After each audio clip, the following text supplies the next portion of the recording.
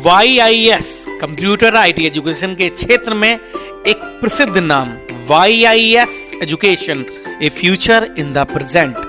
Accounting के क्षेत्र में ऐसे कोर्स जो आपकी जॉब के लिए होंगे अति महत्वपूर्ण। आज के दौर को देखते हुए ऐसे रोजगार परक कार्यक्रम जो आपको बनाएंगे आत्मनिर्भर और करेंगे आपकी स्किल्स को डेवलप। तो आज ही जुड़े YIS से।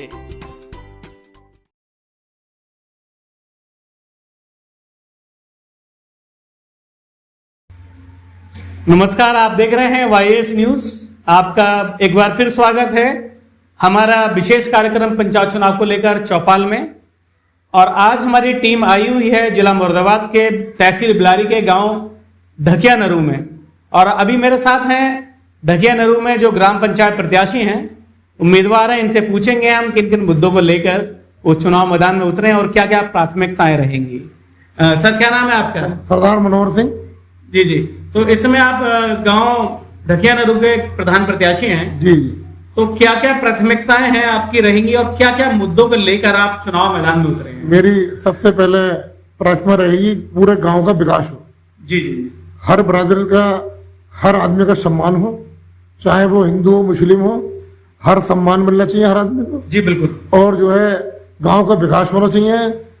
जो मैं लगभग 1.5 महीने से गांव में घूम रहा हूँ, जी जी जी। मैंने ये देखा है कि जो पात्र लोग हैं, जैसे आवास है, पेंशन वाले हैं, जी जी। आज तक उन्हें कोई पेंशन नहीं मिली, ना आवास मिले है। जी जी। मेरी सबसे पहली प्राथमिकता है कि जो पात्र लोग हैं उन्हें आवास मिले, पात्र लोगों की पेंशन बने, और जो गांव में सफाई अभियान चले, हरदम सफाई रहे। और ये सबसे बड़ी परेशानी आती है नाले की, हमारे यहाँ समस्या। नाले की? जी जी जी जी। ये जो मंडी से जाते हैं वो पानी पूरा रेलवे में निकल रहा पानी। अच्छा, तो मंडी से जो आते हैं? जी जी जी जी। उसका पानी रेलवे में निकलता। कभी कभी ऐसा होता है पूरे गांव का पानी वहीं आ रहा है। अच्छा अच्छा।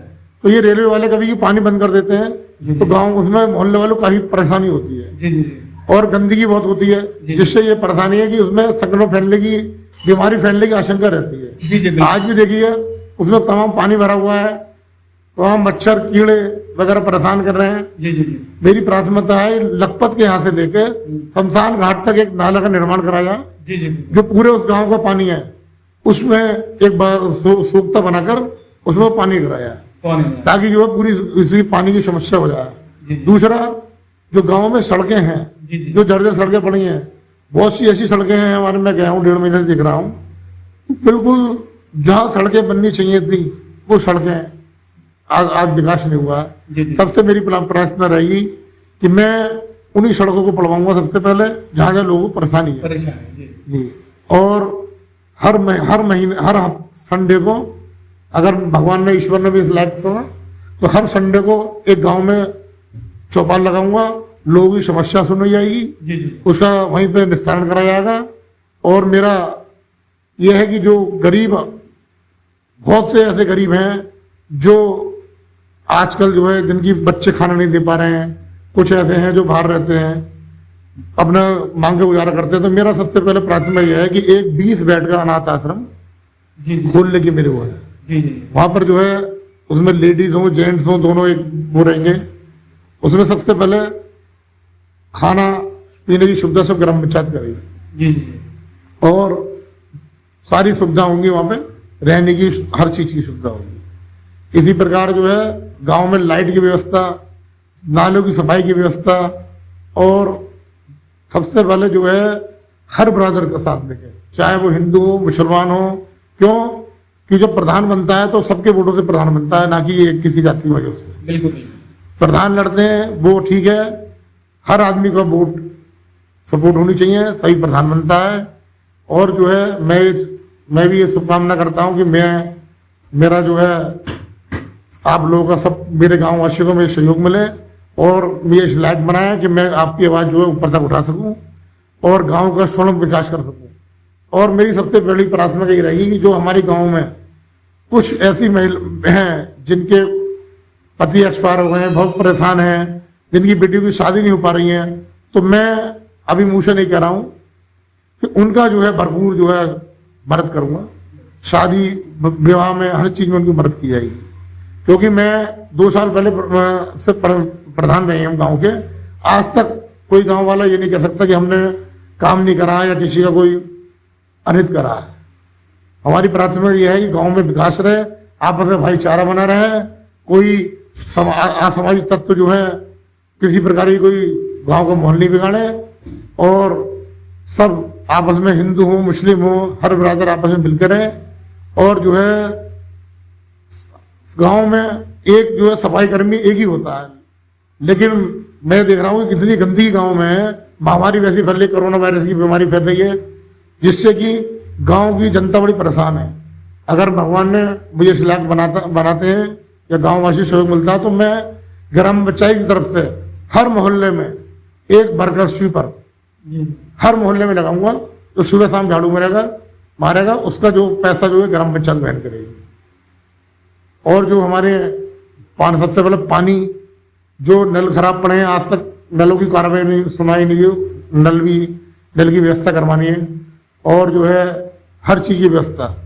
और एक हमारा पंचायत घर बना हुआ है, मैं उसमें ये सोच रहा हूँ कि इसमें एक डॉक्टर बैठा जाए, जो गरीब हैं, जो बेचारे पैसे करते हैं, उनका इलाज फ्री करा जाएगा। दवाई के और डॉक्टर का जो खर्चा आएगा वो पैसे ग्राम पंचायत देंगे। और दूसरी बात, हर आदमी का सहयोग रहेगा, भाईचारा बन के रहेगा। और मैं ये चाह रहा हूँ चुनाव है, किसी प्रकार की कोई झूठी अफवाह न उड़ावें, भाईचारे से चुनाव लड़े और सबका सम्मान, सबका साथ, सबका विकास। और शॉर्ट में क्या अपील करना चाहेंगे? शॉर्ट में यह है, जो प्रधानी उम्मीदवार खड़े हैं, जो जनता को अच्छा लगे, जो समझदार है, अपने बच्चों के भविष्य को लेके जो गांववासियों को अच्छा लगता है, उसे वोट करें। और गांव के विकास के लिए जो आपका समझदार व्यक्ति है उसे वोट करें, उसे कामयाब बनाएं। तो ये थे मेरे साथ ग्राम ढकिया नरू के प्रधान प्रत्याशी। अब चलते हैं अगले प्रत्याशी की ओर। देखते रहिए आप YAS न्यूज।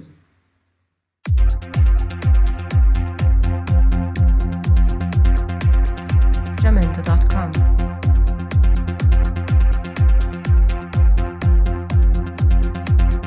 अब हम आए हुए हैं अगले प्रत्याशी ग्राम ढकिया नरू से। मेरे साथ अगले प्रत्याशी बातचीत करते हैं किन मुद्दों को लेकर वो चुनाव मैदान में आए हुए हैं। तो क्या नाम है सर आपका? मनोहर सिंह। मनोहर सिंह जी, तो आप इस समय ग्राम ढकिया नरू से प्रत्याशी हैं, ग्राम प्रधान प्रत्याशी। तो क्या क्या आपके जो चुनावी जो मुद्दे हैं उनको लेकर आप आए हैं और क्या आपकी प्राथमिकताएं रही? गांव में जो नाली हैं, जो खड़ंजे हैं, जी जी, और जो स्वच्छ भारत अभियान का जो मोदी जी का भी जो चला था स्वच्छ भारत अभियान के लिए, उसका जो कुछ अच्छी तरीके से केयर देख रेख और एक नाली खड़ंजों का, रोडों का, और जो अच्छा एक कार्य है जनता के बीच में करने की पूरी कोशिश करेंगे। और जो व्यक्ति एक बार वोट डाल देते हैं और अपनी एक सोच को बुलंद करके बैठ जाते हैं, घर के प्रत्याशी जीतने के बाद हमारे पास आए और हमारी कहीं से मदद करे, तो वो आखिरी पैरदान पे बैठा हुआ व्यक्ति की भी हम पूरी मदद करेंगे।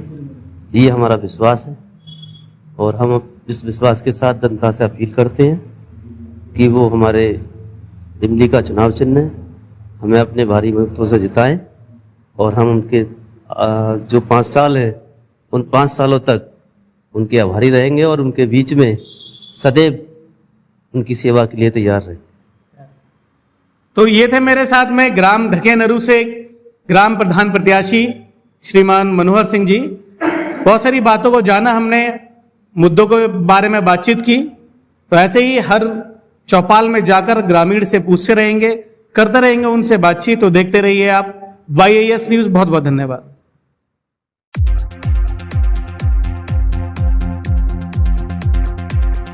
Jamendo.com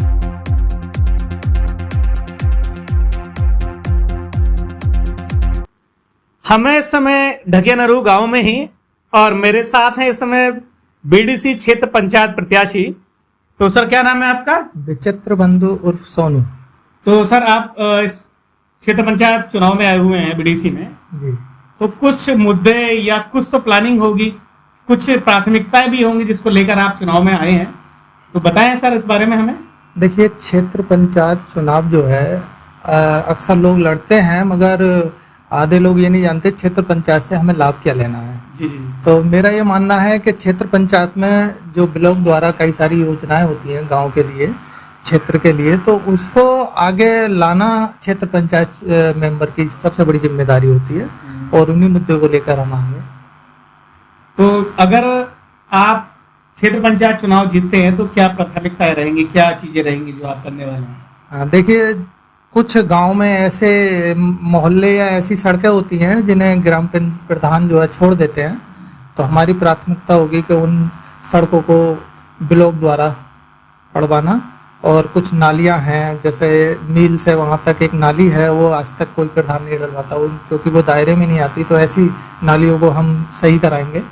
और बहुत सारे गांव के आसपास के जो काम होते हैं नाली से लेकर सड़क से लेकर, तो उनके लिए हम करेंगे। आप शिक्षा के क्षेत्र से भी जुड़े हुए हैं, क्या कहेंगे इस बारे में, शिक्षा के साथ साथ में राजनीति? देखिए, वैसे राजनीति का सबसे महत्वपूर्ण अंग है शिक्षा। अगर शिक्षित लोग अगर राजनीति में नहीं बढ़ेंगे तो राजनीति आप जानते हैं कि किस ओर जा रही है और चली जाएगी। बिल्कुल। तो इसलिए शिक्षा का राजनीति से बहुत बड़ा जुड़ाव होना चाहिए, और मैं चाहूँगा कि जो शिक्षित लोग हैं वो ज़्यादा से ज़्यादा इसमें अगर पार्टिसिपेट करेंगे तो शिक्षा राजनीति भी एक अच्छी और दिशा में चलेगी, और देश को आगे ले जा सकते हैं। शिक्षित लोग ही ये कर पाएंगे, और अनपढ़ लोग तो आप जानते ही हैं राजनीति करते हैं, और उनका खेल भी अलग ही होता है। तो मेरा मतलब है कि जो शिक्षित लोग हैं वो राजनीति में आगे आने चाहिए। गांव से ही देखिए एक नींव रखी जाती है राजनीति की, तो गांव में अगर शिक्षित लोग बनेंगे तो आगे भी फिर शिक्षित लोग ही पहुंचेंगे।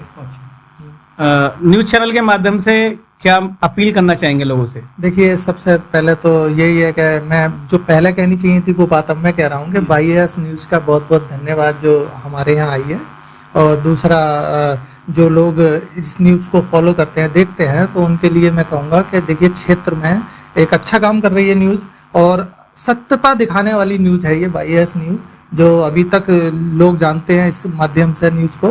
तो मेरा कहने का मतलब यह है कि ये जो है इस न्यूज़ के लिए लोग देखें, और आपको भी बढ़ावा मिले इस चीज़ से, और आप जो सत्य परोसते हैं लोगों के लिए वो जाने लोग कि भाई सत्य आखिर क्या है चुनाव के लिए।